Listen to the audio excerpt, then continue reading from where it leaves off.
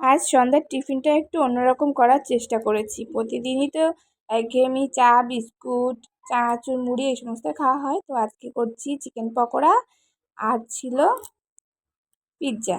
পকোড়াগুলো ভাজা হয়ে গেছে আর পিৎজাটাও রেডি করে ফেলেছি। এবার ওভেনটা ফ্রিহিট করতে বসিয়েছি। এরপর পিৎজাটাকে দেবো ওভেনের ভিতরে। তো দেখো ফ্রিহিট হয়ে গেছে। এবার পিৎজাটাকে চিকেনের ভিতর দিয়ে দিলাম।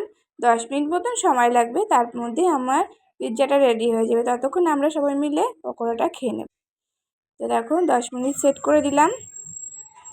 এদিকে পিৎজা হতে থাকুক আর আমরা ওইদিকে গিয়ে সবাই মিলে এখন ভাগ করে পকোড়াটা খাবো। আমার বাবু কিন্তু চিকেন পকোড়া পিৎজা খেতে প্রচণ্ড ভালোবাসে, তার জন্যই বাড়িতে করে দেওয়ার চেষ্টা করি সবসময়ের জন্য। মাঝে সাঝে বাইরের এটাও একটু খায়, বেশিরভাগ সময় বাড়িতে বানিয়ে। তো দেখো এই ঘরে ছিল এই প্লেটগুলো, তো এগুলোতেই দিয়ে দিচ্ছি। এই দেখো আমাদের পিৎজা রেডি হয়ে গেছে। কেমন হয়েছে জানো? এই দেখো স্প্যান্সি একদম দোকানের পিৎজার মতনই হয়েছে।